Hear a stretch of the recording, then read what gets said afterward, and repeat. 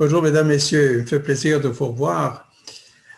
Nous sommes à notre deuxième conférence d'une série de 4 en 2021, dont le thème était l'ère du Verseau, l'ère de la conscientisation, dis-je, vers une nouvelle civilisation. Alors, je souhaite la bienvenue peut-être aux nouveaux qui se joignent à nous pour la première fois et bienvenue évidemment aux autres aussi. Alors, effectivement, pour être sur le même pied, nous allons revoir un peu d'entrée de jeu les choses qu'on a acquises, les données qu'on a mentionnées, les connaissances que nous pourrions déjà avoir intégrées avant de passer au sujet d'aujourd'hui. Le sujet d'aujourd'hui, c'est s'épanouir dans la conscience de groupe.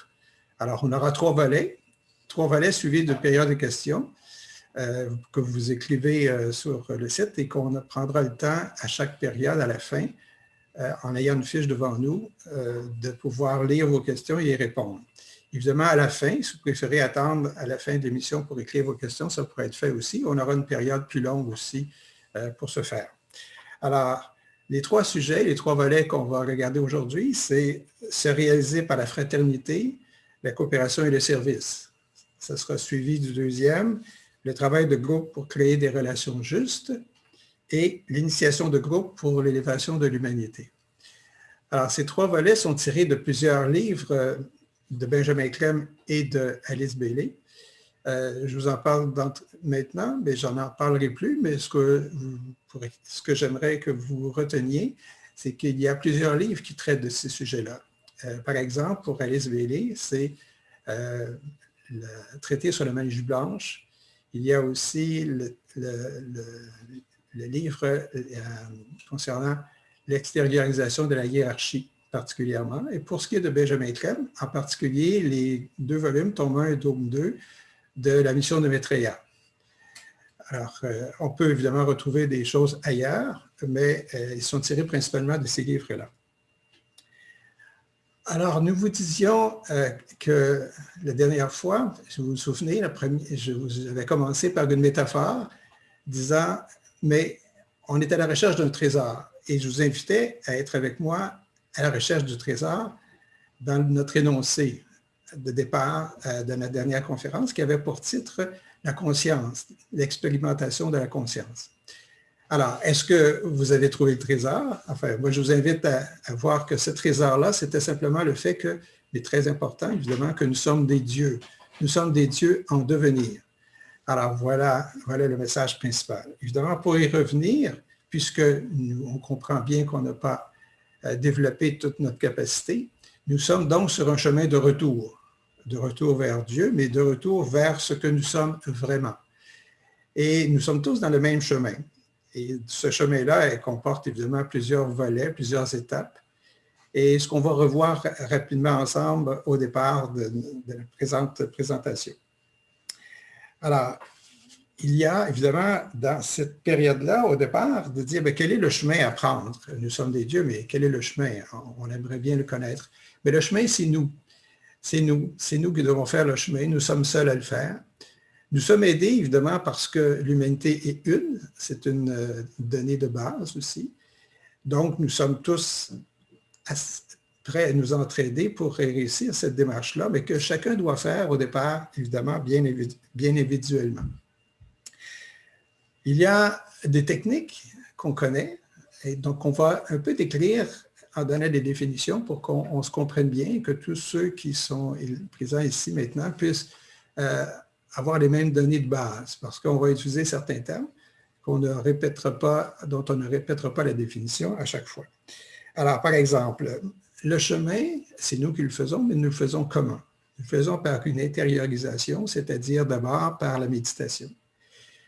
Et on va voir que dans la mesure où on commence cette méditation-là, il y a une porte qui s'ouvre qu'on appelle l'antakarana. On reviendra à la définition pour voir et pour réentendre une définition qu'on vous a déjà donnée sur l'antakarana. Quel est notre bagage pour faire ce chemin-là? Le bagage, c'est notre libre arbitre. C'est essentiel. Et c'est notre liberté. Alors, c'est à nous d'agir ou pas agir. Notre évolution se fera tôt ou tard. Et évidemment, plus on en est conscient, plus on est dans la démarche pour le faire. Évidemment, on a deux lois qui sont sous-jacentes à notre évolution, c'est-à-dire la réincarnation et le karma. Alors, je pense qu'on sait tous un peu ce que c'est. Le karma, c'est ce que nous avons accumulé au fil des nombreuses vies que nous avons déjà vécues. Et quand on dit nombreuses, là, c'est des milliers de vies déjà. Et évidemment, la réincarnation, c'est le principe que nous évoluons de vie en vie et que les acquis d'une vie se gardent, de sorte que nous avons déjà un bagage immense. Et à chaque fois qu'on s'incarne, forcément, on en tient compte puisque nous déterminons les expériences avant la réincarnation nous-mêmes que nous voulons faire et nous connaissons notre cheminement pour acquérir l'expérience qui nous permet évidemment de déterminer et de développer toutes les qualités pour nous rendre évidemment en relation avec notre âme et par la suite avec la monade qu'on va voir aujourd'hui particulièrement. Aussi, je parle de bagage, mais évidemment, il y a des fois, il y a un bagage qui n'est pas un bagage essentiel, puisque au départ, on s'identifie souvent à notre personnalité. Alors, notre personnalité, on le sait, est constituée d'un corps physique, d'un corps astral qui sont nos émotions et d'un corps mental. Si nous croyons que nous sommes que ces corps-là et que ça constitue ce que nous sommes et sans plus, évidemment, nous créons des attachements, des conditionnements. Alors, la première chose, c'est de se désidentifier à ces corps-là pour comprendre que nous sommes une âme en incarnation, que nous sommes incarnés pour que notre âme puisse faire les expériences et nous permettre, en tant que personnalité, d'être le reflet, dis-je, de ces perfections. Et ce reflet-là se fait, entre autres, sur 3 volets, qui vient de la monade, dont on va voir le lien dans un instant. Alors, les 3 aspects, c'est les 3 premiers rayons qu'on appelle les rayons d'aspect ou les types d'énergie, qui sont la puissance, la volonté, l'amour-sagesse et l'intelligence active. Alors, ces 3 volets-là seront acquis au fur et à mesure de notre évolution, étape par étape, c'est-à-dire commençant par l'intelligence active, qui nous permettra de s'adapter et connaître qui nous sommes et de prendre le chemin de notre propre développement. Évidemment, l'amour-sagesse qui se concrétisera dans notre corps astral ou corps d'émotion, qui passera des désirs à l'amour véritable, au sentiment vrai. Et par la suite viendra la volonté qui nous permettra d'être conscients de notre développement et d'agir en conséquence dans une démarche de plus en plus valorisante ou dans un cadre d'expansion de conscience. Alors, la dernière fois, nous avons parlé d'expansion de conscience. C'était, si vous voulez, mettre la table à notre propre développement. Alors, on parlait d'initiation. Alors, je vous présente tout de suite une fiche pour vous rappeler qu'est-ce que c'est que l'initiation, puisque nous sommes probablement, tous et chacun, dans le cadre de cette démarche qui nous permettra peut-être bientôt, si ce n'est pas déjà fait pour vous, d'avoir reçu cette première initiation. Alors, pendant que je vous présente la fiche, on doit se rappeler qu'il y a 5 étapes, donc 5 initiations. Et ces initiations-là, à la dernière, la 5e, nous permettra de devenir un maître. Alors, je vous laisse lire, je vous laisse le temps de voir cette fiche et on reprendra dans un instant.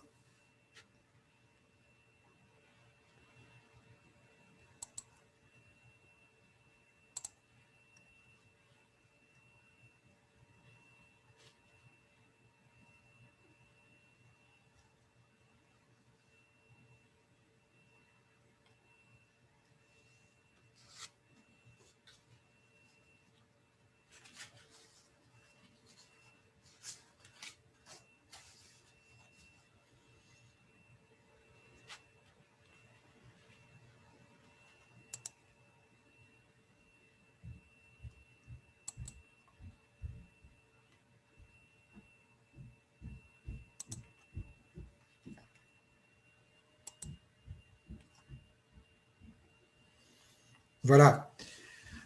Alors, je pense que ça vous rappelle évidemment le principe de base, à savoir que c'est la première étape de notre démarche.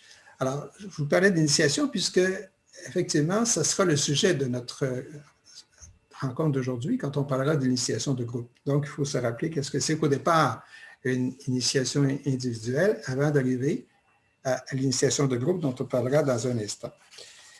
Alors, en plus, si on parle du rappel, on doit dire, je parlais des lois qui nous gouvernent et qu'on doit connaître. J'ai mentionné la loi de réincarnation et du karma, ça va de soi. Et il y en a d'autres, on y reviendra, puisque notre connaissance qu'on doit acquérir nous parle de ces principes, de ces lois, de ces vérités. Et si nous connaissons le cadre dans lequel nous évoluons, évidemment, on pourra plus en profiter et les développer. Alors, quels sont nos moyens? On vous en a déjà suggéré 3. C'est l'honnêteté du mental, la sincérité de l'esprit et le détachement. Alors, j'insiste sur le détachement parce que c'est la clé de notre évolution. Alors, détachement voulant dire, si je reprends l'exemple que je vous ai donné tout à l'heure, se détacher d'un corps physique, émotif et mental pour s'attacher plutôt à l'âme et profiter de ces 3 corps pour pouvoir réaliser le potentiel de l'âme, qui est le potentiel de notre propre divinité. De sorte que notre vie, en bref, c'est un développement de notre conscience. Et c'est dans l'expansion de conscience, de vie en vie, que l'on passe à travers les étapes de l'initiation et par la suite, évidemment, terminer notre passage sur Terre en devenant un maître. Et lorsque nous serons rendus à cette étape, d'autres chemins s'ouvriront, dont un qui est de rester sur Terre pour aider les autres qui chemineront. Et effectivement, nous sommes aidés par ces maîtres qui déjà, des frères et sœurs, évidemment, de notre humanité, qui sont déjà rendus à cette étape-là et qui ont pris cet engagement de rester avec nous et de nous aider. Ils forment un groupe qu'on appelle la hiérarchie. Alors, je donne ici quelques définitions qui vont pouvoir, d'entrée de jeu, nous permettre de comprendre un peu le vocabulaire ésotérique, et surtout pour ceux qui se joignent à nous pour la première fois. Alors, quand on parle de hiérarchie, c'est constitué, c'est un groupe donc de maîtres dont je viens de parler, et aussi des initiés de tous les niveaux. Alors, comme je vous indiquais qu'il y a 5 grandes initiations, alors nous sommes rendus à l'une ou l'autre des étapes, mais la plupart des êtres humains, comme je l'ai déjà mentionné, ne seront pas rendus à la première étape. Donc, ils ne font pas directement partie de la hiérarchie, puisque cela débute au moment où on a acquis la première initiation.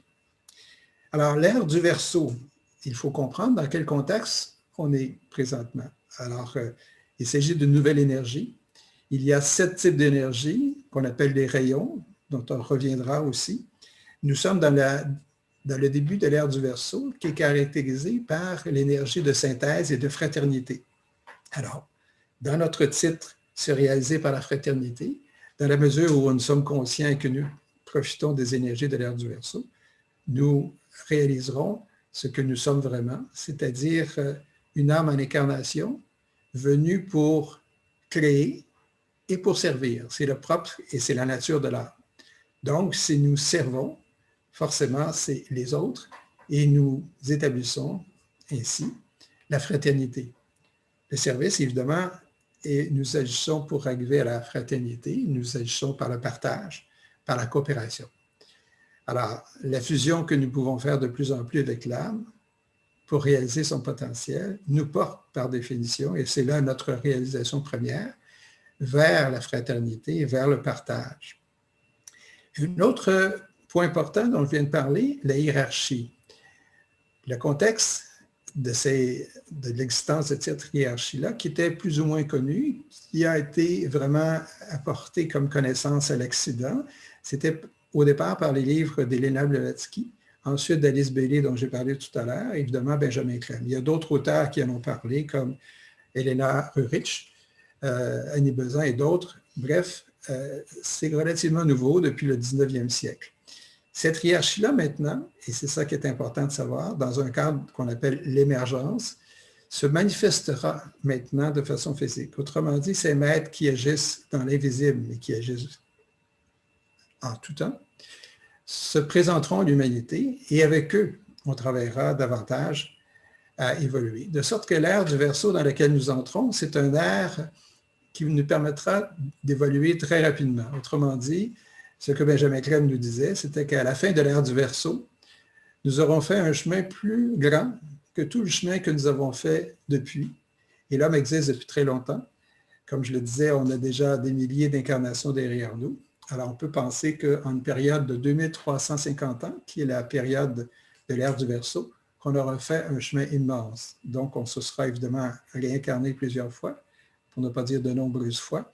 Et à chaque fois, on pourra voir que l'élan de départ qui débute avec l'ère du Verseau, avec la présence des maîtres qui resteront avec nous toute cette période. Alors, les maîtres qui s'incarnent dans un corps physique, c'est un corps qu'ils créent, un corps évidemment de lumière, un corps qui ne paraît pas différent d'une autre, mais qui est essentiellement d'une énergie de lumière, peuvent, par ce corps-là, vivre comme le temps qu'ils le désirent. Alors, ils seront avec nous, effectivement, pendant toute cette longue période de l'ère du Verseau. Donc, nous serons guidés parce que nous accepterons qu'ils agissent comme guides pour nous et ensemble, on cheminera dans la vérité, dans la démarche que tous et chacun devront faire parce que nous sommes tous solidaires dans le même chemin, si on veut. Et le contexte de l'ère du Verseau avec l'énergie dont je vous parle, évidemment, va contribuer à cette évolution rapide. Alors, si on regarde d'autres définitions intéressantes, c'est l'âme. Je vous parle de l'âme depuis tout à l'heure. Alors, l'âme, on peut la définir de plusieurs façons, mais c'est dans le fond le principe reliant l'esprit à la matière. Lorsque nous incarnons dans la matière, donc il y a un lien à faire entre la matière dans laquelle nous sommes et l'esprit, qui est évidemment l'âme, qui réunit ces deux éléments. C'est l'origine de la conscience aussi. Alors, la conscience, c'est la vie. La vie, c'est la conscience. Alors, on arrive rapidement à comprendre que dans le fond, notre cheminement, comme je le disais d'entrée de jeu tout à l'heure, c'est une expansion de la conscience. Évidemment, on ignore d'où nous venons, mais nous savons que nous sommes sur le chemin de retour. Comme autre définition, je parlais des types d'énergie, les rayons. Alors, c'est 7 courants d'énergie qu'on appelle d'énergie divine universelle, qui couvrent tous et chacun d'entre nous, qui couvrent les périodes, qui couvrent les pays, qui couvrent également les planètes, etc. Alors, tout est construit sur ces 7 types de rayons également. Quand on parlait de maîtres tout à l'heure, ils agissent aussi comme gardiens du plan et gardiens des énergies. Alors, qu'est-ce qu'on veut dire par le plan? Le plan, c'est celui qui est établi par celui qui a comme corps de manifestation notre planète, la Terre. Alors, en haut de la hiérarchie, il y a d'autres êtres plus évolués qui ont établi un plan. Et c'est ce qu'on appelle le logos planétaire. Et c'est ce plan-là qui est connu par les membres de la hiérarchie et qu'ils font connaître par leur travail. Et ils sont donc maîtres du plan dans l'exécution de ce plan. Ils sont maîtres des énergies aussi, puisque eux reçoivent l'énergie, ils connaissent pour certains la façon de faire, de les maîtriser et de nous les rendre accessibles. C'est entre autres ce qu'ils font par l'intermédiaire de la méditation de transmission, qui est un travail de groupe dont on va parler tout à l'heure. Est-ce qu'il y a d'autres définitions que j'aimerais vous faire part dès maintenant? Je crois qu'on pourra revenir au fur et à mesure. Prenons un petit moment aussi pour ce qui est de l'Anktakarana. Quand je parlais au départ de conscience, je disais que tout est conscience, c'est exact. La conscience est la vie et la vie est la conscience. Il n'y a pas de conscience sans vie, il n'y a pas de vie sans conscience. Alors, là, se comprend bien de cette façon-là. La conscience est sans mémoire, sans conflit. C'est la vie, c'est la joie, c'est la vitalité. Elle n'a pas de commencement ni fin, c'est la mère de la création. C'est tel que exprimé par les auteurs que je vous ai mentionnés tout à l'heure. Notre karma, évidemment, idéalement, doit être positif, mais nous nous réincarnons souvent pour régler les problèmes karmiques qu'on n'a pas réglés dans notre vie. Donc, il y a un regroupement, on se revoit. Évidemment, l'idéal, c'est d'avoir un karma neutre ou positif. Autrement dit, d'avoir développé plus nos qualités et d'avoir évidemment supprimé les défauts qui sont liés évidemment à notre personnalité. Autrement dit, l'âme n'a que des qualités, la personnalité a des défauts. Alors, par les qualités de l'âme, c'est de supprimer les défauts. En bref, d'une façon simple, c'est notre démarche dans chaque vie. L'Antakarana, maintenant, pour terminer concernant les définitions, c'est le chemin de retour. C'est le lien, c'est le canal qu'il y a entre la personnalité, l'âme et la monade. C'est un chemin qui est composé, pour ce qui est de la personnalité à l'âme, de matière mentale et également de matière de lumière en regard du chemin que l'Antakarana forme entre l'âme et la monade. La monade, c'est l'étincelle divine. La monade se reflète dans l'âme et l'âme se reflète dans la personnalité. Donc, il y a un chemin à deux niveaux, si vous voulez. Et l'Antakarana nous sert de technique, de moyen, de retour pour aller de la personnalité à la monade. Alors, au fur et à mesure que nous évoluons, comme nous l'avons déjà mentionné, nous passons les étapes et rendu à la quatrième étape, ce qu'on appelle la quatrième initiation, l'âme a accompli son travail et la personnalité, à ce moment-là, est directement reliée à la monade par ce qu'on appelle la triade spirituelle, c'est-à-dire par les trois volets de la monade, le reflet de la monade à l'intérieur de trois types d'énergie que je vous ai mentionné tout à l'heure, qui sont la volonté, l'amour sagesse et l'intelligence active. Reliés à ces trois aspects, directement à la monade, nous atteignons donc le statut de maître qui nous permet d'avoir toutes les qualités, ce serait long à décrire, mais qui fait qu'on n'a plus besoin de s'incarner. On a une puissance énorme. On reviendra sur ça à la prochaine conférence, d'ailleurs, lorsqu'on parlera évidemment de lien entre la hiérarchie, l'humanité et Shambhala. L'Antakarana est bien décrite dans les livres d'Alice Bailey. Il y a des techniques pour l'appliquer, connaître également les étapes et tout. On en a parlé déjà, mais ce n'est pas le propre de notre conférence maintenant. Alors, je vous invite, pour ceux qui s'intéressent, à aller voir les volumes dont je vous ai parlé, en vous rappelant que les volumes d'Alice Bailey peuvent être téléchargés gratuitement par Internet. Et la recherche est facile à faire aussi. Et nous avons également sur notre site au Québec, partageinternational.ca, les livres d'Elena Blavatsky qui nous permettraient de voir également d'autres connaissances à ce titre.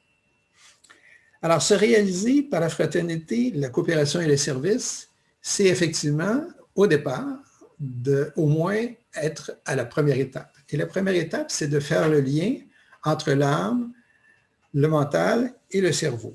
On en a parlé déjà, et je vous présente donc tout de suite une autre fiche qui montre que l'âme a une double énergie. Et c'est plus rapide à regarder cette définition-là que d'en parler trop longuement.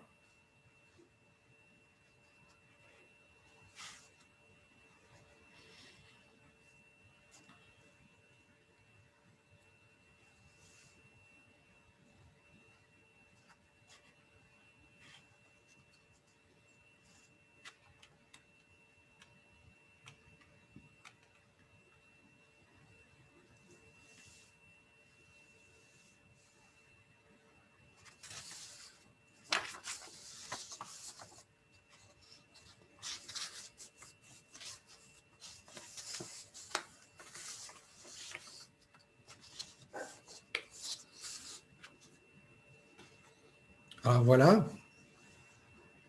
Alors, vous comprenez très bien dans ce double message de l'âme qu'on parle évidemment du mécanisme humain et qu'on parle de conscience aussi dont on vient de parler et qu'on parle d'énergie du mental. Alors, l'énergie du mental, il faut comprendre que le mental n'est pas simplement le mental qu'on appelle concret, qui nous permet de faire toutes nos activités quotidiennes, mais aussi c'est le mental abstrait. Et le mental abstrait a un rôle à jouer important d'intermédiaire entre l'âme et la personnalité. Donc, l'énergie de l'âme passe par le mental abstrait au cerveau. Et le cerveau est là pour concrétiser, intérioriser, comprendre et appliquer à notre personnalité pour nous permettre d'agir. Alors pour cela, effectivement, il est important de développer notre mental. Mais dans le cadre de l'évolution qui est le nôtre, et comme nous l'avons vu et que je vous rappelle, que j'annonce à ceux qui se joignent à nous, c'est que nous sommes, pour arriver à une première initiation, il faut passer par ce qu'on appelle une personnalité unifiée.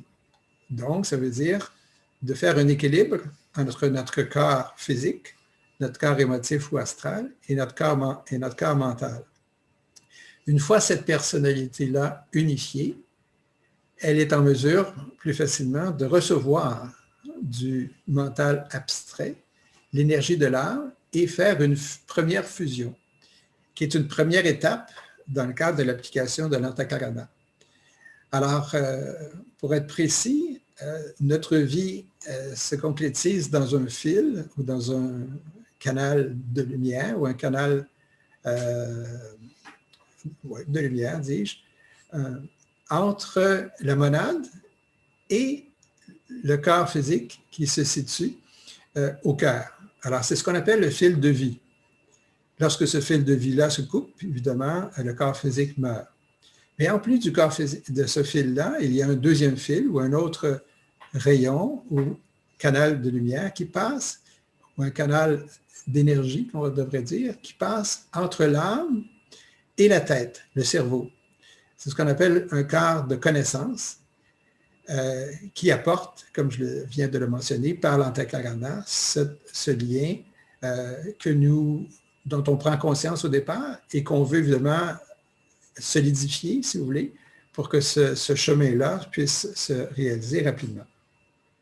Mais il y a aussi un autre canal, un autre fil qui vient et dont on est, nous, le créateur, qu'on appelle le fil de créativité, et qui se situe dans la gorge, toujours en relation avec l'âme. Et les trois fils, donc le fil de créativité vient au départ de la conscience des deux premiers fils, et avec ces deux premiers, c'est-à-dire la vie et la connaissance, et par la démarche que chaque être humain fait vers l'âme et vers la monade par la suite, ces trois fils-là se changent en un câble. Je prends cette image pour indiquer qu'ils sont entremêlés et qu'ils grossissent, se solidifient et permettent effectivement un lien de plus en plus étroit et qui est le propre de la démarche d'évolution, si on veut. Alors, quand on parle de démarche de personnalité unifiée, ça veut dire qu'on doit au départ maîtriser le corps physique. On peut prendre pour acquis que cette maîtrise-là, elle est presque acquise, ou du moins, elle devrait l'être. Ensuite, l'évolution se fait où notre polarisation se fait au niveau du corps astral, ou corps émotif. Presque tout le monde sur Terre actuellement est polarisé au niveau astral. C'est-à-dire que les émotions, les désirs sont très importants et ne sont pas nécessairement maîtrisés. À partir du moment où le canal dont je viens de vous parler se fait, le désir se change en amour, puisque c'est un des volets de la monade passant par l'âme et appliquant à ce corps émotif, nous permet de maîtriser et de stabiliser le corps émotif dans l'amour sagesse.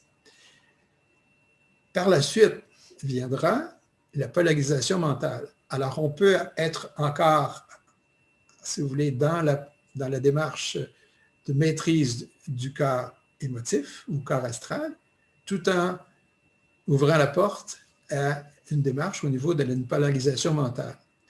Alors, beaucoup de gens souhaitent arriver à cette démarche-là, mais les démarches, donc, pour arriver à une personnalité vraiment maîtrisée, il faut que nous soyons polarisés mentalement, c'est-à-dire que nous ayons maîtrisé le corps astral pour pouvoir agir de façon plus directe au niveau mental et d'arriver là aussi à une maîtrise du corps mental, qui sera la troisième étape.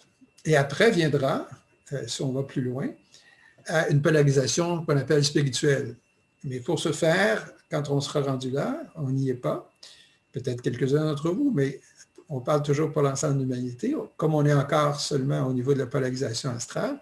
Quand on parle de polarisation spirituelle, c'est encore très loin, mais quand on sera rendu à la troisième initiation, qu'on appelle la transfiguration, à ce moment-là, on pourra dire qu'on est maintenant polarisé spirituellement. C'est-à-dire que l'âme, les trois corps auront été maîtrisés, le lien avec l'âme sera de plus en plus accessible et on travaillera directement, ou du moins de plus en plus, avec le monade.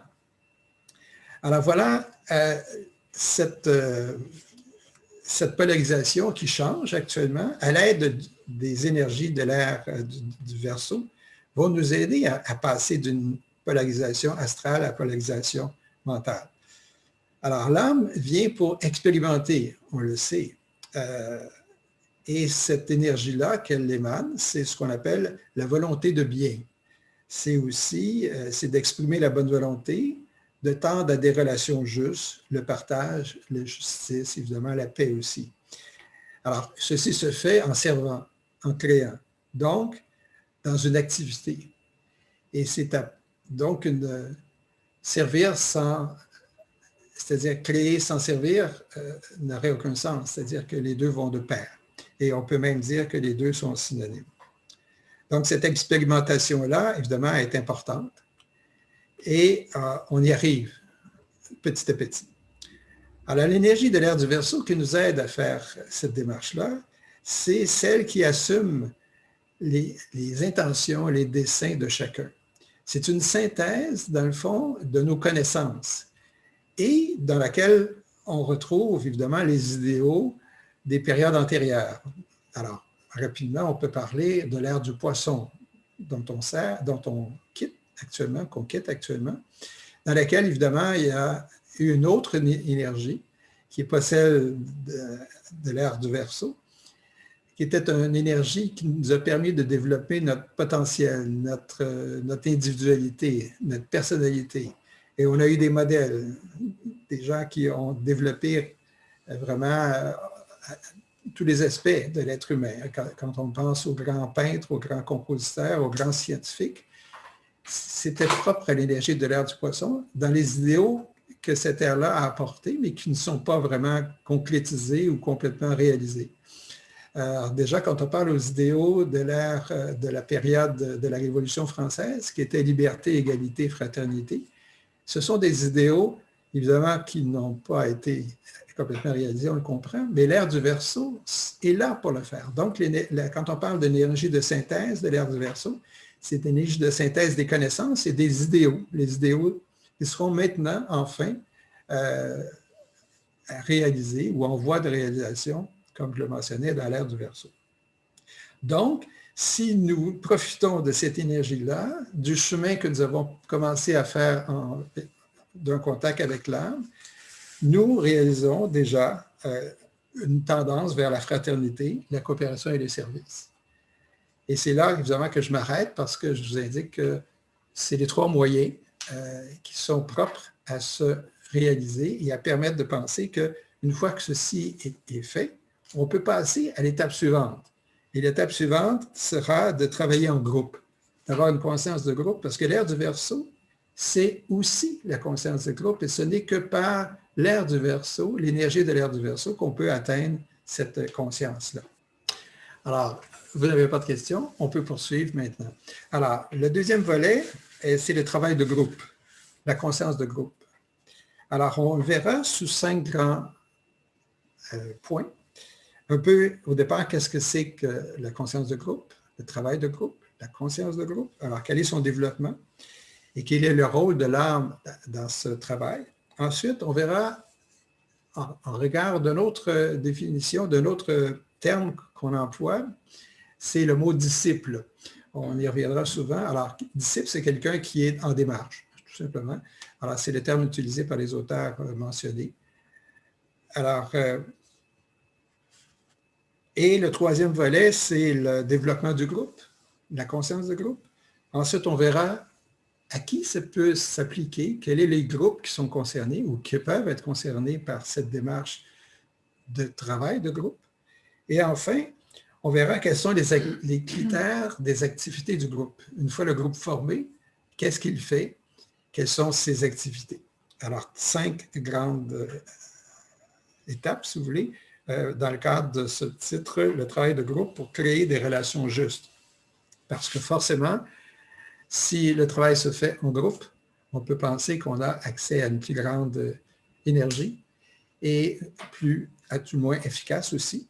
Et comme l'âme est là pour créer des relations justes et en groupe, ces relations-là iront de soi, si on veut. Alors, on va commencer par vous présenter une fiche qui vous donne un peu les grands traits de nos propos actuels. Alors, c'est le travail de groupe. Alors, je vous laisse lire à nouveau.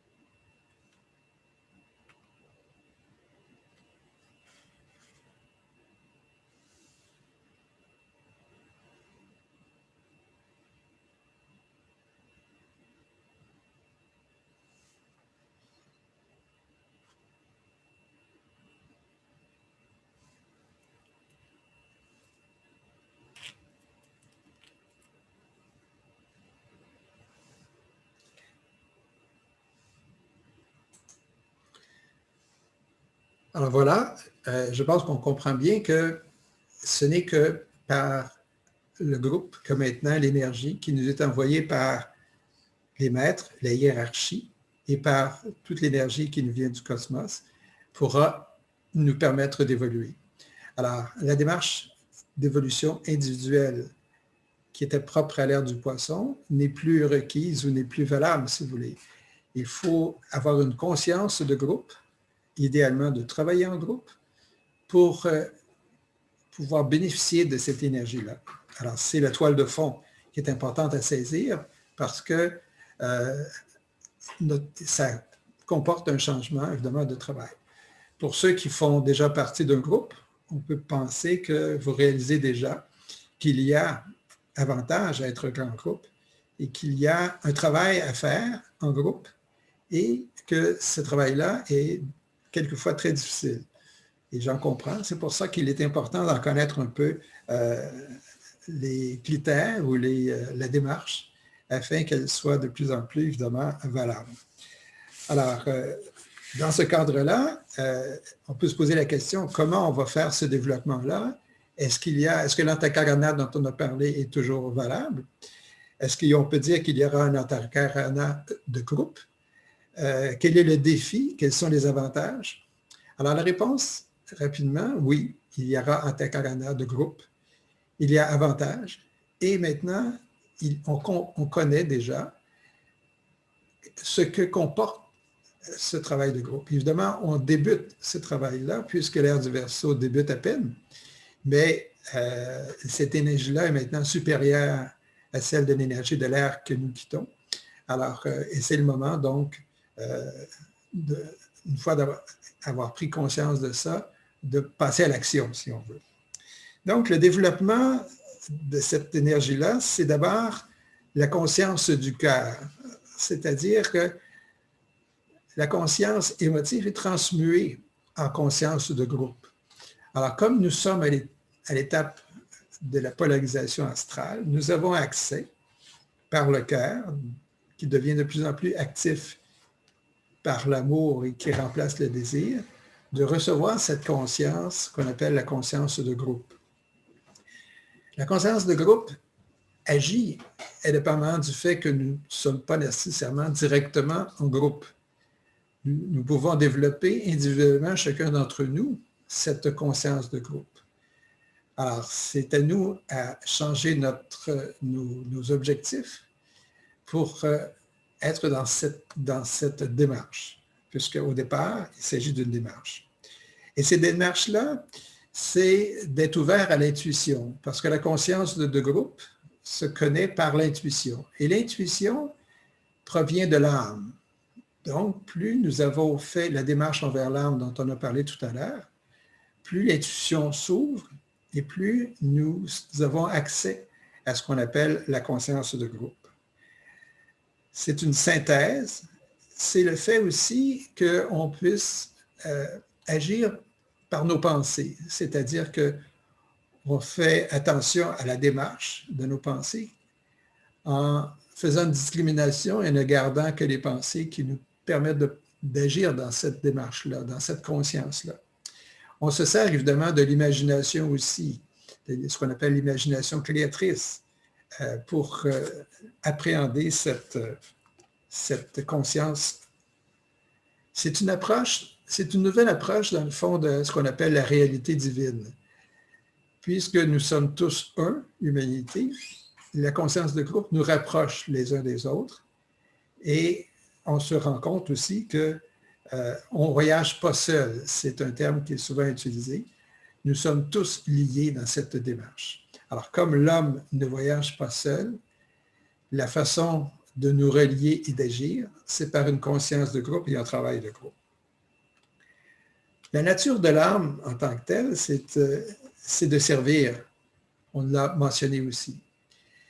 Et plus nous servons, plus nous sommes en communication avec d'autres, soit dans une démarche très concrète, quotidienne, avec d'autres personnes que l'on connaît, ou soit dans une conscience plus large, de savoir qu'il y a d'autres personnes qui agissent avec le même but, les mêmes objectifs, et qui réalisent les mêmes buts, si on veut. Alors, nous faisons donc partie de groupes, et souvent des groupes en fonction de nos habilités propres, qui sont caractérisées par les types d'énergie ou de rayons sur lesquels nous nous sommes incarnés. Alors, qu'importe le métier que nous avons choisi, il y a toujours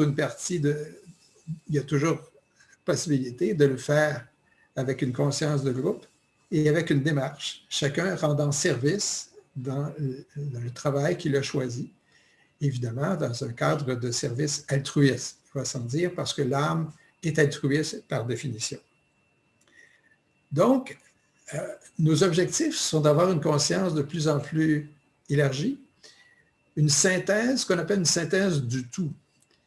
Une synthèse qui nous permet d'avoir une idée entière, une idée de l'entièreté de la démarche, une idée de l'entièreté de ce que comporte l'humanité. Et cette expansion de conscience dont on a parlé tout à l'heure est nécessaire pour bien saisir ce qu'on appelle la conscience de groupe. Alors, ça se fait dans le quotidien, comme je l'ai mentionné, et on s'aide en évoquant la volonté ou les autres aspects de ce qu'on appelle la triade spirituelle. J'ai parlé tout à l'heure de l'intelligence active, j'ai mentionné l'amour-sagesse, mais il y a maintenant le troisième aspect qui est la volonté, la puissance. Et ça se fait par l'invocation. Alors, l'invocation en tant que telle, c'est une nouvelle science qui va se développer. Nous allons en parler à la prochaine conférence. Mais c'est une étape dans la réalisation de la conscience de groupe. Alors, évidemment, il faut aussi ajouter que lorsque nous sommes conscients à ce point, on comprend qu'il y a une démarche immédiate à faire. Alors, c'est ce qu'on appelle avoir le sens de l'imminent. L'imminent voulant dire, on sait vraiment qu'on doit agir maintenant, et par l'invocation, par l'intuition, on pourrait comprendre le groupe avec lequel on doit travailler, on peut travailler et qu'on doit travailler, et avec lequel on veut travailler pour réaliser cette nouvelle conscience et cette nouvelle fraternité, les idéaux dont je parlais tout à l'heure. Alors voilà d'entrée de jeu ce que je voulais vous dire comme développement. Ensuite vient la question concernant le disciple. Alors le disciple, qu'est-ce qu'il doit développer lui-même personnellement dans ce cadre-là? Alors évidemment, les qualités premières, on en a déjà parlé, c'est connu, c'est-à-dire, je vous les rappelle, c'est-à-dire le détachement, l'aspiration et le désir de servir. Alors, ces trois qualités-là sont essentielles, c'est la base. Aspiration voulant dire, évidemment, de vouloir avoir quelque chose de plus, d'avoir accès à un état de conscience plus élevé, d'aller vers l'inconnu, puisque si nous nous bornons à rester dans le connu, évidemment, notre conscience ne pourra pas s'élargir, si on veut. Donc, l'aspiration, le détachement et le désir de servir. Maintenant, dans la conscience de groupe s'ajoutent les autres qualités suivantes à développer par le disciple, c'est-à-dire une sensibilité plus grande, une impersonnalité, c'est-à-dire d'agir de façon impersonnelle, c'est-à-dire donc d'agir au niveau de l'âme et non pas au niveau d'une émotion, de relations sentimentales entre les personnes. Donc, on n'est pas au niveau de la personnalité, mais on est au niveau de l'âme. Et à ce moment-là, si on y est, on agit de façon impersonnelle. Évidemment, on est polarisé idéalement de plus en plus au niveau mental, dans la démarche que probablement qu'on est en train de faire ou qu'on pourrait faire bientôt. Nous sommes tous dans une démarche mentale, il n'y a pas de doute. Par contre, est-ce que nous sommes vraiment polarisés au mental? C'est une autre question et c'est à chacun d'y répondre. Évidemment, ça veut dire aussi d'être conscient de nos pensées, de nos émotions, de nos énergies. C'est-à-dire qu'on perd beaucoup d'énergie à faire des choses qui ne sont pas utiles. On permet à des pensées qui ne sont pas positives. On dépense une énergie pour des buts qui ne sont pas dans le cadre des aspirations qu'on a. Alors, une fois qu'on a fait cette discrimination-là, on peut évidemment rendre encore plus positives nos pensées et d'être ouvert de plus en plus à l'invocation et à l'intuition. Donc, ça veut dire d'être dans une démarche de méditation de plus en plus féconde dans la démarche de l'Antakarana dont on a parlé. Donc, l'individu vers le groupe, comment vient-il? Alors, c'est la même démarche que dans l'incarnation. C'est-à-dire, lorsqu'on s'incarne, on ne s'incarne pas avec n'importe qui. Il y a 3 critères qui sont applicables et qui sont applicables pour le travail de groupe également. Alors, je vous les rappelle, c'est ce qu'on appelle les liens karmiques. Alors, évidemment, si on a des problèmes à régler ou qu'on a de grands liens karmiques, on a des chances de se réincarner avec les mêmes personnes. Aussi, ce qu'on appelle la nécessité ashramique. On y reviendra quand on parlera d'ashram, c'est-à-dire d'être dans un groupe qui correspond à l'énergie de l'âme. Alors, je fais une parenthèse. Lorsque nous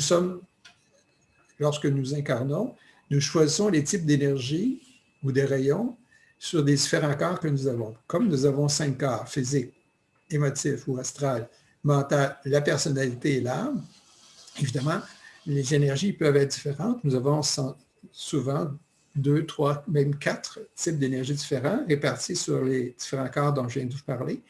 Mais l'énergie de l'âme, le rayon de l'âme est le même de vie en vie.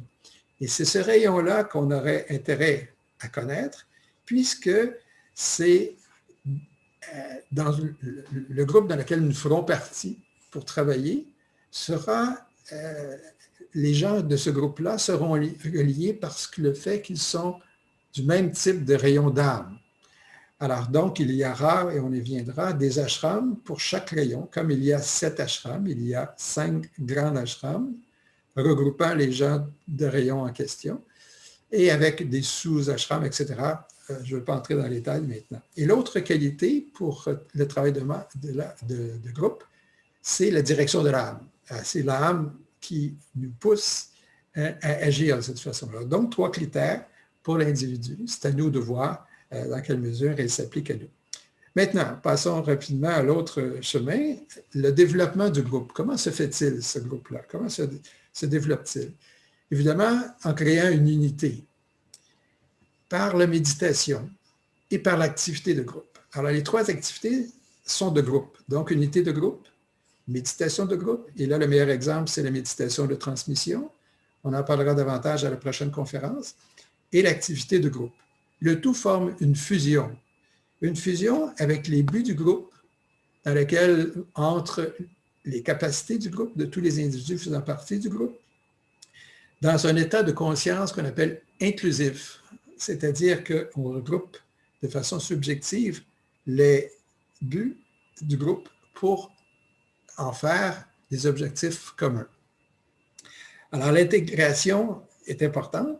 C'est un équilibre entre les individus. Une compréhension va s'installer par la sagesse, comme je parlais, le rayon d'amour-sagesse, et par l'unité de vie. Autrement dit, la vie de groupe est plus importante que la vie de l'individu. C'est-à-dire le groupe, la conscience de groupe, dépasse la conscience de l'individu. Autrement dit, la conscience de l'individu, qu'importe le niveau où il se situe, s'intègre dans la conscience de groupe qui devient la priorité.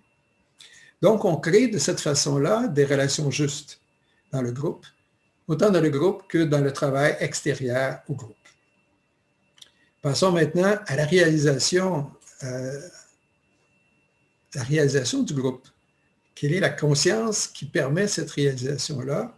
Donc, des réalisations qui sont faites que par le groupe et qui ne pourraient pas se faire de façon individuelle, encore une fois. Alors, on parle de l'entrée sur le sentier d'approche. Alors, qu'est-ce qu'on veut dire par ça? Ça veut dire le sentier de notre propre démarche, le chemin dont je vous parlais tout à l'heure, en disant on chemine seul, mais maintenant, ce n'est plus tout à fait exact, on chemine, évidemment, toujours seul dans le cadre de chacun réalise son potentiel, mais dans une approche collective ou une démarche de groupe. Donc, c'est un nouveau sentier qui s'ouvre à nous et qui est un sentier qu'on n'a pas le choix de prendre, puisque c'est le propre de l'énergie de l'ère du Verseau qui nous y amène. C'est ce que je vous mentionnais tout à l'heure. Alors, ça permet de saisir les énergies qui nous sont données. La méditation de transmission, encore une fois, est un bon exemple, où là, on reçoit de l'énergie qui est envoyée, qui passe à travers nous, qui nous stimule, c'est une récompense, mais dont le but premier, c'est d'aider l'humanité. Alors, cette énergie-là qui passe par nous est envoyée là où l'humanité en a besoin par des maîtres qui, eux, certains, contrôlent cette énergie-là et aident l'humanité en élevant par cette énergie-là son potentiel énergétique. Donc, c'est un état de conscience différent et c'est un atakarana de groupe qui est construit à ce moment-là. Et donc, ce qu'on appelle les personnalités se fusionnent pour faire cet antakarana de groupe, donc d'être reliés à la monade. Et tous à sa propre étincelle divine, mais l'étincelle divine, évidemment, qui est celle qui relie tous les individus, puisque l'humanité est une. Alors, quel est le dessein du groupe? Évidemment, pour ça, il faut avoir un idéalisme. Il faut être conscient, mais aussi agir. Alors, c'est le dessein du groupe, c'est de déterminer ses buts, son idéalisme, ses idéaux, d'en prendre une conscience et d'agir en conséquence. Donc, c'est de développer notre potentiel divin en utilisant la volonté divine, un des aspects de la monade dont je parlais tout à l'heure. Et c'est en faisant ce qu'on appelle un acte invocatoire. Alors, encore une fois, l'invocation entre en jeu, la science de l'invocation, on en reparlera à nouveau le 14 février prochain. Quel est le travail de groupe maintenant? Comment va-t-il s'actualiser? Alors, évidemment, là, on fait référence à une connaissance. La connaissance, c'est les lois et les principes. Alors, je vous présente une fiche qui vous en donne un peu le premier aspect et on y revient pour vous expliquer en quoi ça consiste.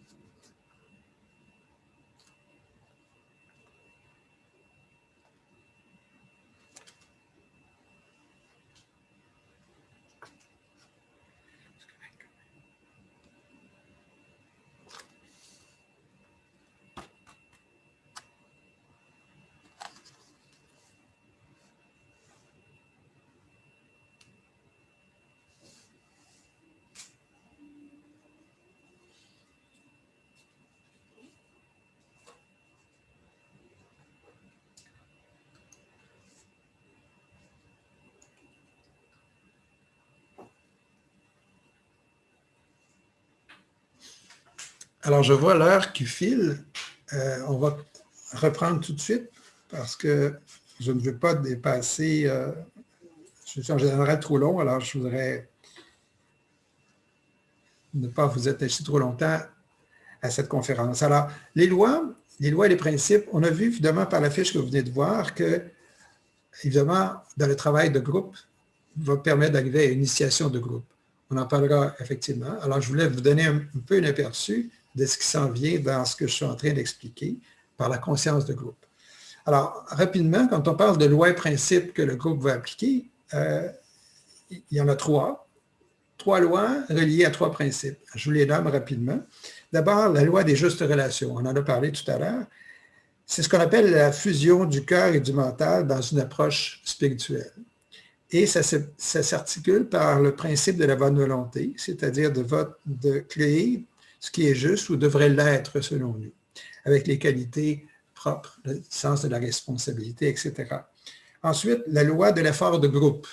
Évidemment, on est en groupe, l'effort de groupe, c'est-à-dire la conscience et le travail de groupe dans une unité de dessein pour le bien de l'humanité. Alors, on utilise la volonté pour arriver à actualiser et appliquer cette loi de l'effort de groupe.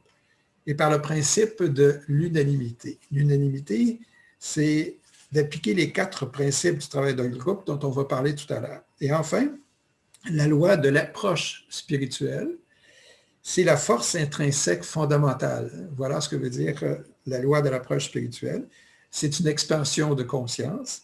Et ça s'articule par le principe de la divinité essentielle, c'est le terme utilisé par les auteurs, c'est-à-dire d'être dans une conscience, d'être, et une fois relié de plus en plus par l'intuition à l'âme, d'être dans l'énergie de l'âme qui nous pousse à aller plus loin, qui nous pousse à avoir une conscience plus large, qui nous permet de saisir vraiment notre potentiel divin et de le développer. Évidemment, c'est un cadre universel, si on veut, aussi. Alors, je m'arrête là pour ce qui est des lois. Évidemment, on a parlé des justes relations, des approches, mais ça suppose d'agir également avec innocuité, dont on a déjà parlé. L'innocuité veut dire ne rien désirer pour soi et de voir ce qu'on appelle le divin en toute personne. Alors, ça me fait penser à ce que du côté bouddhiste, on appelle, quand on se salue, namasté, c'est-à-dire je reconnais en toi le divin. Alors, je pense que c'est une bonne illustration. Alors, l'autre point que je vais aborder, c'est le groupe, les groupes. Quels sont les groupes en question? Alors, en 1925, dans un de ses livres, Alice Bailey mentionnait qu'il y avait déjà en formation ce qu'elle appelait un groupe nommé le nouveau groupe des serviteurs du monde. Alors, c'est ton terme, c'est le terme qu'elle a choisi. Et c'était ceux qui étaient dans une démarche commune qui existait à ce moment-là. Il y avait différents groupes. Lorsqu'elle a commencé à écrire ses livres, je vous rappelle qu'elle a écrit ses livres entre 1919 et 1949, année de son décès. Et il y avait des liens qui étaient créés dans ces groupes-là pour arriver à comprendre d'abord tout son enseignement ésotérique, qui était important, qui est toujours important d'ailleurs, et où elle voyait, évidemment, la possibilité de créer une conscience de groupe, évidemment, peut-être, une initiation de groupe aussi. On sait que pendant cette période-là, Benjamin Crème le dit, que cette démarche-là n'a pas abouti à l'initiation de groupe.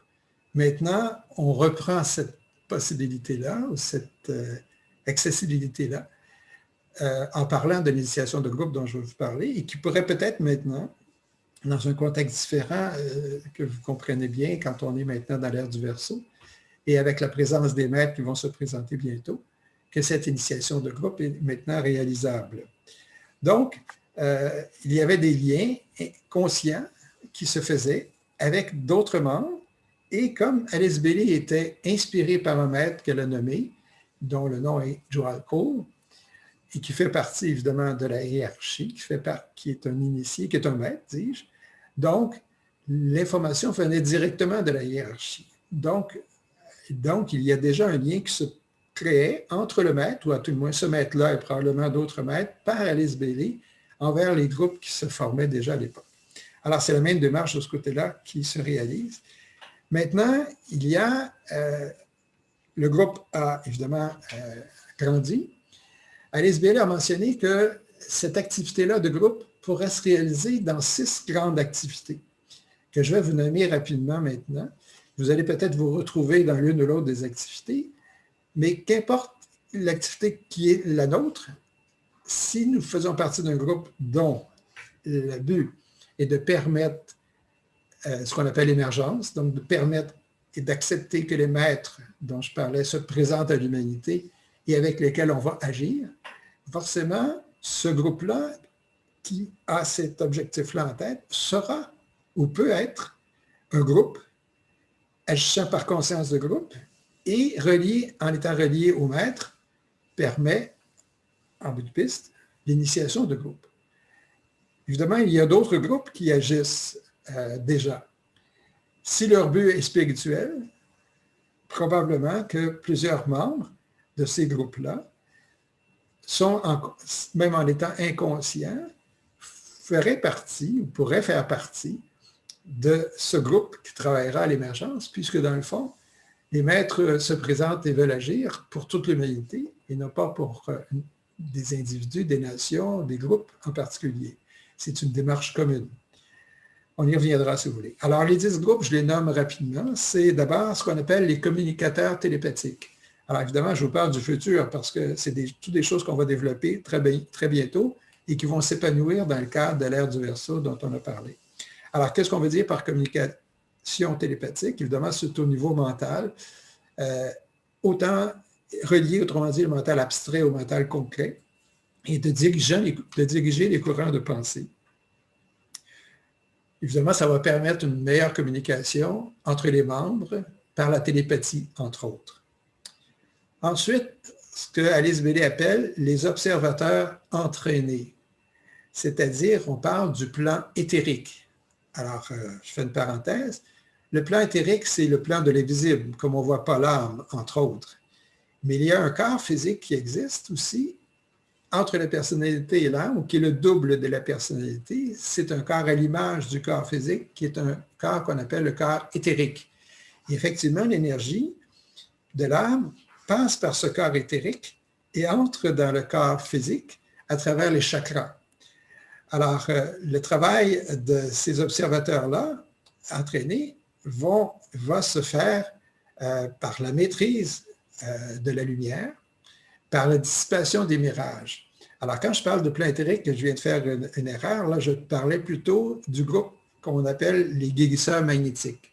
Alors, je reprends un regard des observateurs entraînés.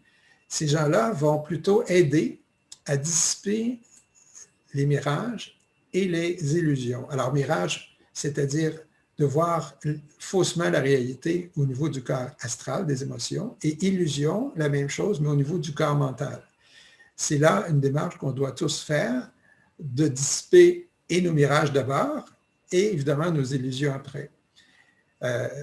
Les livres d'Alice Bailey sont très explicites sur la façon de faire, et je vous invite à les parcourir. Donc, troisième, rapidement, un guérisseur magnétique, c'est lui qui va travailler au niveau du plan éthérique. Ensuite, les éducateurs.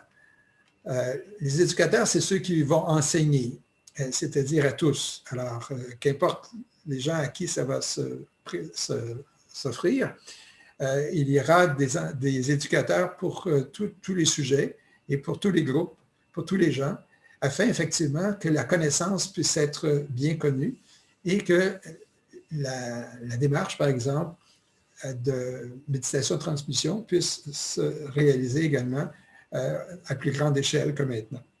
Ensuite, les organisateurs politiques, ceux évidemment qui utilisent l'énergie de volonté, qui sont là pour établir une nouvelle collaboration à l'échelle universelle, pour établir les bases du partage. Et on sait que l'ONU, dans le futur, va agir de façon importante.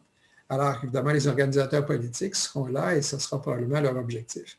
Ensuite, les travailleurs religieux, évidemment, vont travailler avec la hiérarchie, les groupes, à ce niveau-là. On le comprend bien. Ensuite, les psychologues, le 8e groupe, qui vont aider à faire comprendre le pont qui doit être fait entre la personnalité et l'âme. Autrement dit, la première partie de l'antakarana. Évidemment, c'est un enseignement ésotérique qui sera bien connu, bien de plus en plus compris, entre autres par le travail de ce qu'on appelle les psychologues qui vont travailler aussi avec les 7 types d'énergie dont on a déjà parlé. Ensuite, les financiers économistes, évidemment, qui vont mettre en pratique le nouvel sens de l'argent, entre autres, qui sera remplacé dans son essence et dans ses dans son actualisation. L'argent n'aura plus l'importance qu'elle a aujourd'hui. Et enfin, le dernier groupe qu'on appelle les travailleurs créateurs, où on retrouve souvent ceux qui sont à la base de la culture, c'est-à-dire que les créateurs dans tous les domaines. Mais ce groupe-là est formé par des gens des 9 autres groupes ensemble. Donc, ils font comme une synthèse. Et c'est par les travailleurs créateurs, finalement, qu'une nouvelle civilisation sera créée et maintenue dans la démarche en question. Alors, j'arrête là parce que le temps file. On passe au 5e élément de notre deuxième volet concernant la conscience de groupe par les critères de l'activité du groupe. C'est important, les critères de l'activité du groupe. Comment on le comprend? Alors évidemment, pour réaliser toutes les activités dont on a parlé, quel est notre cheminement ou qu'est-ce qu'on doit garder comme important ou comme primordial? C'est s'identifier avec l'objet du service que l'on fait. Donc, on ne cherche pas une valorisation de notre personnalité. On ne s'attache pas donc aux résultats, dans le cadre du détachement dont on a parlé, mais on s'attache au but. Et en faisant ça, on ne fait pas quelque chose pour soi. La reconnaissance n'est plus là. En s'attachant à l'objet, c'est que la seule question à poser, qu'on se pose, c'est de réaliser et d'être conforme à l'objet qu'on sait déjà, le but et l'objet de travail sur lequel nous sommes attachés. Donc, on applique ce qu'on a déjà énoncé comme l'homme est tel que sont les pensées dans son cœur. L'homme est tel que sont ses pensées dans son cœur. Si vous êtes dans cette démarche-là et si vous pouvez dire que ce que vous faites est en relation avec vos pensées dans votre cœur, vous remplissez cette condition-là de s'attacher à l'objet de service. Le deuxième, évidemment, c'est de réaliser les lois dont on a parlé tout à l'heure, et spécialement la loi de l'effort spirituel et de groupe. Évidemment, d'agir sans peur en prenant ses responsabilités, d'être désintéressé et de rechercher une approche intuitive lorsqu'on a des questions à se poser. Évidemment, on partage les ressources du groupe, forcément, puisque chacun a des capacités différentes. On a donc une relation d'âme à âme. On en a déjà parlé tout à l'heure. Et encore une fois, la méditation de transmission, c'est un bon moyen de réaliser ce contact-là. Enfin, le groupe, son champ d'expression, c'est le contact avec la hiérarchie. C'est-à-dire que quand on est rendu à cette étape-là, et quand on travaille en groupe, forcément que dans le groupe, il y a des gens à toutes les étapes d'évolution. Et même si la majorité est la très grande majorité, on est rendu où on devrait avoir atteint, où on est en voie d'atteindre la première étape qui est la première initiation, il y a également des gens qui sont rendus à un autre niveau. Et plus on progresse, évidemment, plus on est en contact avec les autres, et spécialement avec les maîtres ou ce qu'on appelle les initiés. Parce que les maîtres qui ne sont plus nécessairement en incarnation et qui le seront bientôt et qui le sont déjà en partie, travaillent avec des initiés qui sont évidemment des gens comme vous et moi, mais qui ont cheminé déjà et qui appliquent, inspirés par les maîtres, cette nouvelle conscience de groupe. Alors, ce cheminement-là se fait dans l'invisible et on peut penser qu'on est dans cette démarche-là. Et c'est ce qu'on appelle d'être dans un champ d'expression hiérarchique, c'est-à-dire c'est la hiérarchie qui travaille à travers nous. Donc, l'âme de groupe, c'est une expression de l'ashram intérieur. Quand on appelle l'ashram intérieur, c'est celle qui est composée des initiés, dont on a parlé tout à l'heure. La qualité du groupe, c'est la fraternité. Et les relations de groupe sont des relations qui se situe dans les qualités de bonté, de volonté de bien dont on a parlé tout à l'heure. Qu'est-ce que le groupe va enseigner? Alors, on appelle les enseignements de groupe.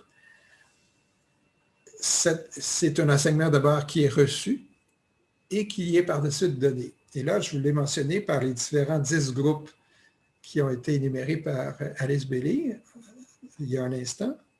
Alors, donc, on voit qu'il y a plusieurs volets de cet enseignement-là qui sera donné par le métier ou le choix d'activité que je vous ai mentionné. Mais chose certaine, c'est qu'indépendamment de notre métier, de notre vocation, du cadre d'activité que l'on fait pour les autres, il y a une démarche de groupe en tant que telle qui doit se faire, c'est-à-dire essentiellement trois démarches. La première, c'est une construction de l'antakarana de groupe. Alors, ça veut dire qu'en groupe, on évolue et on prend conscience et plus facilement avec l'âme et avec la monade. Donc, la puissance invocatoire dont on a parlé tout à l'heure est la réponse que nous recevons de nos invocations, donc de façon invocatoire, nous donne la réponse à l'action que nous devons faire et aussi à l'énergie qui nous est donnée pour réaliser cette action-là. Donc, c'est un canal à deux sens. L'antakarana, c'est toujours le cas. C'est-à-dire qu'on reçoit et on donne, c'est-à-dire où on invoque. On reçoit par l'intuition, on invoque pour recevoir la réponse et aussi pour permettre d'aller du connu à l'inconnu. L'expansion de conscience s'élargissant nous permet effectivement de réaliser en groupe cet antakarana de façon plus rapide, plus efficace et évidemment en conformité avec une capacité plus grande puisque nous sommes en groupe pour la réaliser. Le deuxième volet, c'est le développement de l'intuition. Bien, comme je viens de le mentionner, ça va aller jusqu'à remplacer le mental, c'est-à-dire que l'âme va nous parler directement par intuition, comme nous allons nous parler souvent directement par télépathie entre nous, et ça fera partie de la démarche qui est déjà souvent réalisée individuellement, c'est-à-dire plus on est en contact avec l'âme, plus notre intuition s'est développée. Alors on puise dans les ressources de l'âme, notre énergie, et les trois aspects divins dont on a parlé tout à l'heure, la volonté, l'amour, sagesse et l'intelligence active. Donc, on participe à la maîtrise du corps mental. C'est une façon d'arriver à cette étape-là dont on a parlé tout à l'heure. Et enfin, le troisième élément, c'est de connaître la nature de la vie, telle exprimée par la monade. C'est la monade qui est l'étincelle divine, qui est à la source de tout, et que nous connaissons par le lien que nous faisons actuellement avec l'âme, mais qui plus tard sera fait directement. Et cette nature de la vie nous sera donnée par la monade au groupe, à travers le groupe. Évidemment, je n'ai pas une réponse à ce quel sera le résultat de cette démarche-là. Les choses certaines, c'est que nous serons évidemment bien inspirés pour évoluer. Et maintenant, en groupe, dans la conscience de groupe et dans le travail de groupe maintenant. Alors, le mode d'enseignement de chacun, je vais juste vous donner un exemple pour finir en regard de ça. Et je vous ai préparé, j'ai un autre texte dont je vais vous parler. C'est selon vos rayons. Alors, on sait qu'il y a 7 rayons. Alors, quand on sera rendu là, dans ce travail de groupe-là, il nous sera donné une énergie plus grande selon les types de rayons sur lesquels nous sommes. Alors, je ne fais que vous illustrer en quelques mots pour chaque rayon ce à quoi la puissance qui nous sera donnée va correspondre, si on veut. Alors, celui du rayon 1, mais il n'y en a pas beaucoup de gens qui sont sur ce rayon-là, on le sait, le rayon de volonté et de puissance. Évidemment, ça sera un processus de reconstruction pour ces gens-là qui sera donné pour arriver à, évidemment, faire les changements rapides qui doivent être faits maintenant, puisque nous sommes, comme vous le savez, dans un contexte d'urgence. Pour ceux qui sont sur le rayon 2, la plupart des gens, on parle toujours du rayon de l'âme, qui est amour, sagesse. Alors, ce sera donné par une volonté d'aimer plus grande, évidemment, qui sera activée par l'ensemble des activités en question. Le rayon 3, qui est le rayon de l'intelligence active, l'adaptabilité, ce qui lui sera donné, c'est une volonté d'agir plus grand aussi, en particulier dans les communications, donc dans l'enseignement, à titre d'exemple, comme éducateur. Ceux de rayon 4, c'est l'harmonie par le conflit. L'énergie sera donnée dans une volonté plus grande de coopérer et dans une relation entre la nouvelle façon de vivre, qui sera celle, entre autres, de la conscience de groupe. Le rayon 5, le rayon de l'intellect, de la connaissance concrète, c'est une volonté de connaître qui sera accrue pour découvrir les nouvelles techniques, les nouvelles façons, et c'est là, par exemple, qu'on comprendra que sera étudiée la science de l'âme et la psychologie ésotérique, entre autres, donc de prouver la connaissance de l'âme et d'actualiser ça dans une nouvelle énergie, comme l'énergie de la lumière, qui permettra à l'humanité de se développer sans pollution.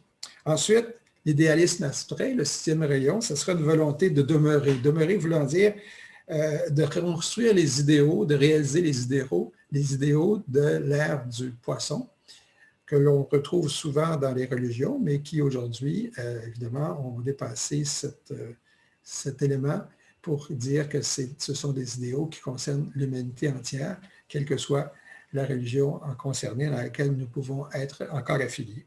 Et enfin, le 7e rayon, qui est le rayon de l'idéalisme, pas de l'idéalisme, c'est celui du rayon 6, de la synthèse dont on parlait, le rayon 7.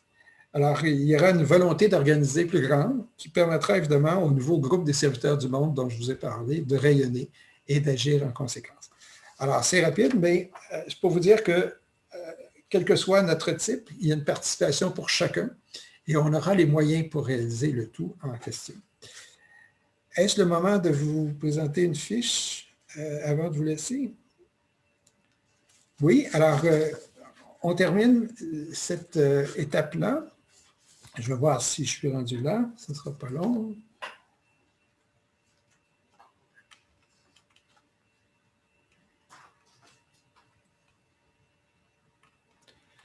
Donnez-moi un instant, je ne vais pas me tromper.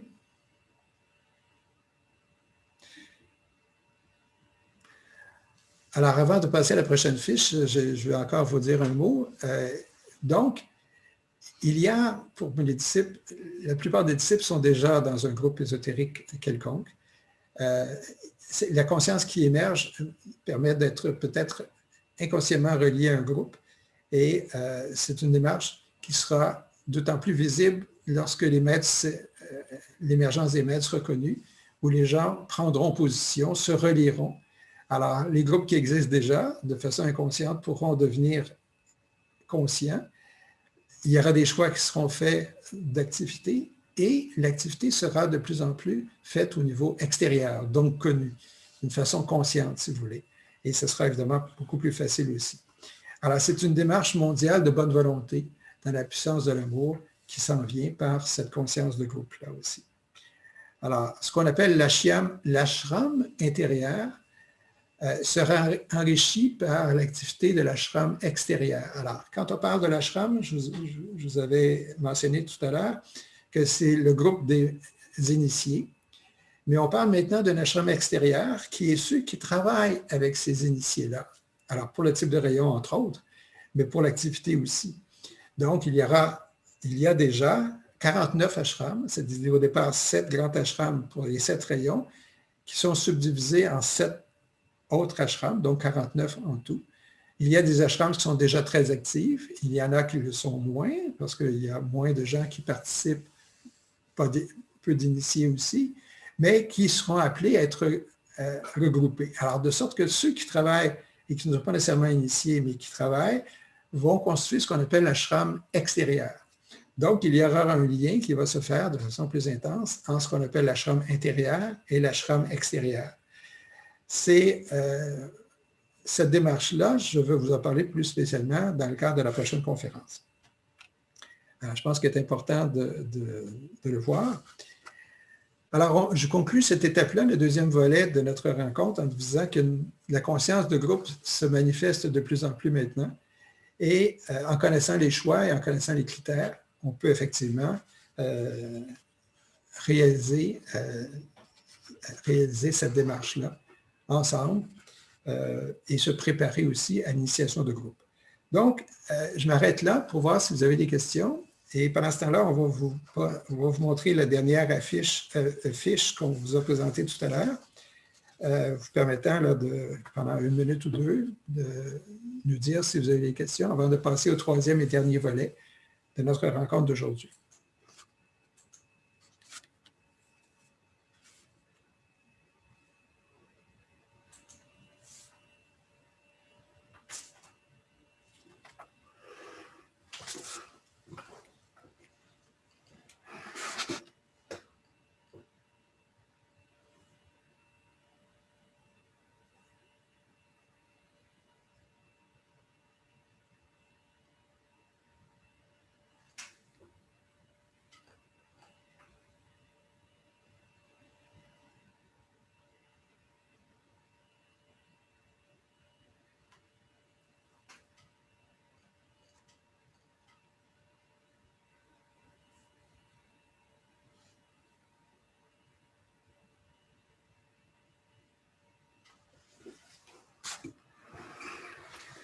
Alors, je viens de prendre connaissance de ce que vous m'avez envoyé.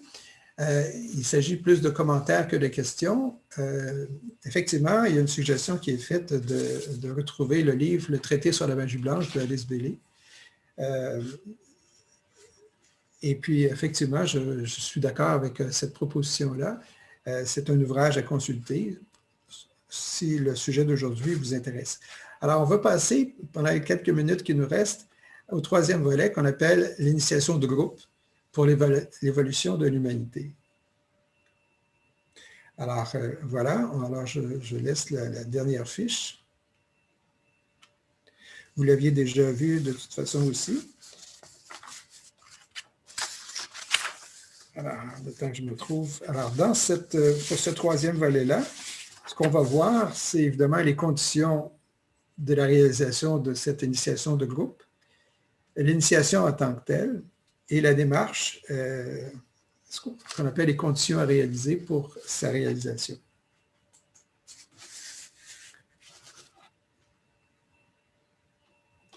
Alors, je vois que le temps passe toujours trop vite. Alors, je vais synthétiser pour cette dernière partie. Alors, les lois dont on a vu, en particulier les lois d'effort de groupe, la présence des maîtres maintenant, fait en sorte que Maitreya, et pour ceux qui ne le connaissent pas, Maitreya, c'est celui qui va se présenter en premier, faisant partie de ce qu'on appelle l'émergence des maîtres. C'est celui qui est à la tête du groupe de maîtres. C'est ce qu'on appelle le maître des maîtres. Son nom est Maitreya. Alors, c'est lui qui est déjà présent sur Terre dans un corps physique depuis plusieurs années et qui va se présenter à l'humanité bientôt. C'est ce qui était mentionné par Benjamin Clem, toujours inspiré par un maître, comme il le disait lui aussi. On attend sa venue. Prenons pour acquis qu'elle viendra bientôt. C'est dans l'esprit et dans la volonté de Maitreya que le groupe avec lequel il travaille déjà et qui travaille à la présentation de ce que nous faisons entre autres maintenant, et aussi à préparer et à aider à ce qu'il soit accepté, puisque les maîtres ne peuvent pas se présenter s'ils ne sont pas acceptés, évidemment respectant la loi du libre arbitre.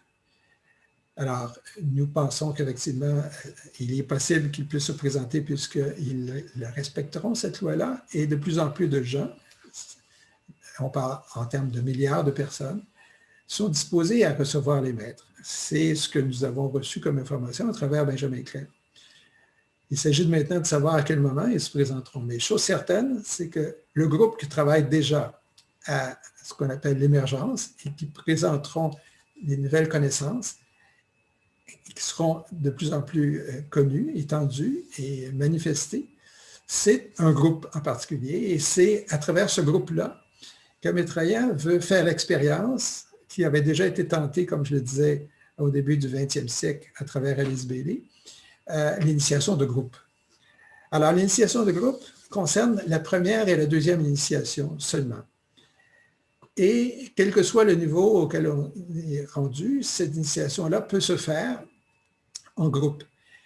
Pour qu'elle soit réalisée, il y a des conditions, mais chose certaine, c'est que c'est une démarche qui sera consciente, toujours dans le cadre de ce que j'ai mentionné tout à l'heure, d'un lien entre l'ashram intérieur et l'ashram extérieur, à l'aide des maîtres et des disciples dont j'ai parlé également. Il n'y a pas de période précise où ces initiations-là se feront en même temps, pas nécessairement. Je ne peux pas vous dire le fonctionnement exact, mais chose certaine, c'est que pour ceux qui sont dans ce groupe-là et d'autres groupes qui se joindront aussi, puisqu'il y aura un regroupement de plus en plus important, il y aura cette possibilité d'avoir accès à l'initiation parce qu'elle se fera en groupe. Donc, ça se fera de façon plus rapide et dans une démarche plus efficace, si on veut. Alors, c'est l'expérience qui sera tentée. Est-ce qu'elle sera réalisée? Évidemment, personne ne peut le dire maintenant. On en saura plus lorsque les maîtres seront là. Mais c'est une démarche qui est moins importante de connaître, puisque c'est par cette démarche-là que l'objectif qu'on poursuit tous et chacun d'entre nous puisse se réaliser.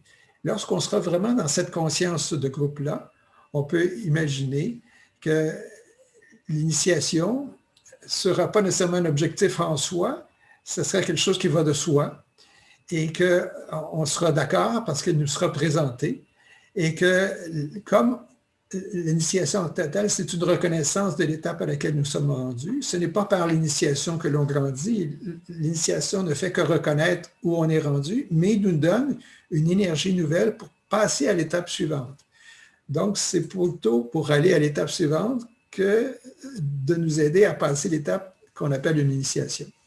Alors, évidemment, comme on voudra aller toujours dans une démarche de plus en plus proche de notre âme et de la monade, et qu'on voudra travailler de plus en plus avec les maîtres, cette poussée-là, ce sera ça qui sera voulu pour qu'on puisse évidemment travailler ensemble à réaliser ces objectifs-là et à carrément, par une conscientisation beaucoup plus grande, de créer ensemble une nouvelle civilisation qui soit basée sur la fraternité, évidemment, la synthèse, comme on l'a vu, évidemment, mais aussi le partage et la justice, évidemment, la paix en bout de piste. Alors, c'est un but qui est celui de Maitreya, qui est partagé par tous ceux qui font partie du groupe, je pense. Alors, pour avoir une idée de ce que veut dire l'initiation de groupe, je vous présente une fiche qui a pour titre « Initiation et relations de groupe ». Ça vous donnera encore une meilleure idée.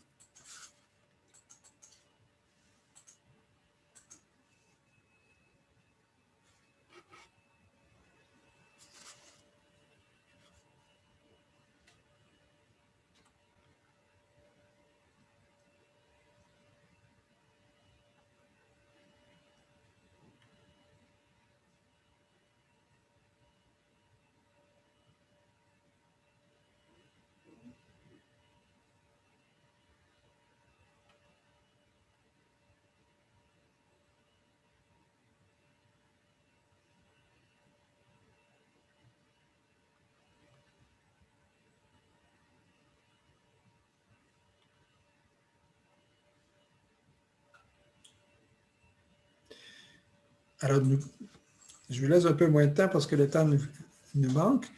Je termine, je vous présenterai une autre fiche, mais je veux vous dire entre-temps qu'il y a 4 conditions, du moins propositions à respecter pour travailler en groupe et enfin arriver à ce qu'on appelle l'initiation de groupe.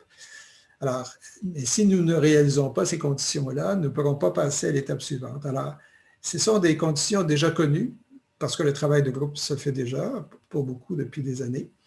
Alors, la première, c'est ensemble de ne pas avoir de relation sentimentale, c'est-à-dire de travailler avec un amour profond, c'est-à-dire de tendre à avoir un contact d'âme à âme, comme je l'ai mentionné tout à l'heure, mais ça se résume en disant absence de relation sentimentale entre les membres du groupe.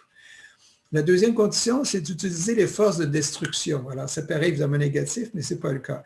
Ça veut dire simplement de laisser tomber le bagage négatif que l'on peut avoir. C'est de vouloir être reconnu, de vouloir avoir un prestige, un pouvoir à l'intérieur du travail qu'on fait et des activités que l'on aurait décidé en groupe. Évidemment, si on agit au niveau de l'âme, nous n'avons pas ces objectifs-là. Mais si jamais on les retrouve, on utilise l'énergie qui est disponible, qu'on appelle la force de destruction, pour se libérer. Ça permet de se libérer indirectement des mirages et des illusions dont on parlait tout à l'heure. Alors, on invoque l'aspect volonté de la triade spirituelle dont on a parlé tout à l'heure. La troisième condition, c'est d'agir en mini-hiérarchie. Ça veut dire que la hiérarchie est composée de maîtres et d'initiés qui sont à des degrés divers d'évolution dans une hiérarchie, c'est le cas de le dire. Et tout se fait dans l'univers dans une démarche hiérarchique. Autrement dit, le logos planétaire travaille avec le logos solaire, etc. Et ça ne finit plus. Alors, mais si on revient directement, quand on parle de hiérarchie, c'est de travailler de cette façon-là, c'est de reconnaître les capacités de chacun et de tendre à une union quand on connaît évidemment la démarche et soit l'évolution ou du moins les propositions qu'on fait ensemble pour arriver à déterminer les activités. Et la quatrième condition, c'est cultiver la puissance du silence occulte. Ça paraît très obscur, mais ça veut dire simplement, c'est de savoir quand parler, quoi dire, et aussi de savoir qu'il est mieux à certains moments de ne pas parler. Donc, de ce côté-là, on évite la critique et on n'a que des pensées constructives que l'on dit au bon moment. Et tout le reste, on le laisse de côté. Donc, c'est d'avoir finalement une pensée juste. Voilà les dernières conditions. Alors, par la volonté, évidemment, on arrive, qui devient de plus en plus active, que l'on a invoqué et qui nous est disponible, on peut réaliser plus facilement ces 4 conditions-là dont je viens de parler. Donc, on arrive à une fusion consciente entre l'ashram intérieur et l'ashram extérieur. Les 2 ashrams s'auto-stimulent, si vous voulez. L'ashram intérieur est stimulé par le travail de l'ashram extérieur et l'ashram extérieur reçoit les énergies de l'ashram intérieur, en est stimulé également. Alors, je termine avec une dernière fiche. Alors, je crois que cette fiche-là vous a déjà été présentée. Alors, je m'en excuse. C'est un mélange. Bref, c'est quand même la fiche avec laquelle je voulais vous laisser. Alors, fusion et initiation de masse. Alors, pendant que vous lisez, je termine parce que je vois qu'1 heure et demie est déjà passée et que je veux vous donner le temps de poser des questions si c'est le cas. Cette initiation de groupe, il faut l'avoir en tête simplement et l'avoir comme objectif et de savoir que c'est possible et de l'intégrer dans ses objectifs, je pense. Alors, c'est pour le bien de l'humanité.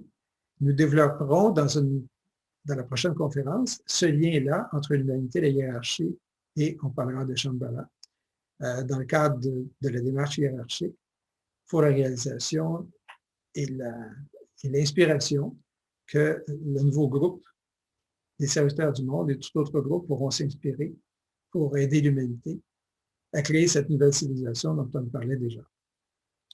Alors, je regarde tout de suite si vous avez des questions.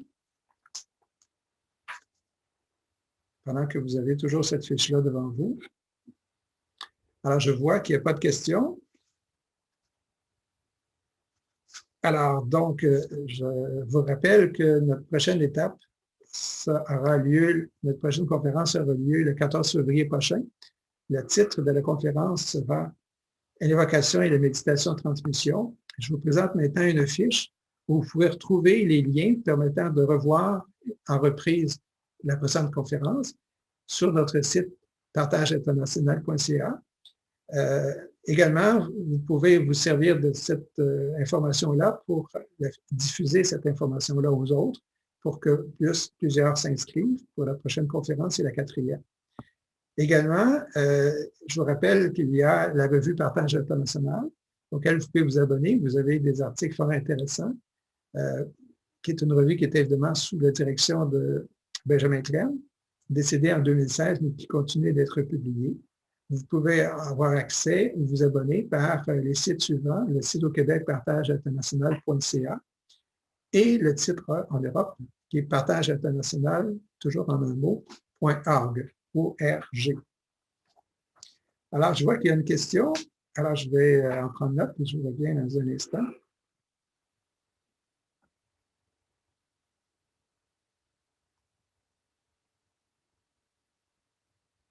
Alors, la question est, dans le cadre de la décision de se réincarner, se fait-elle seule par l'âme ou est-elle dirigée ou conseillée par des énergies spirituelles?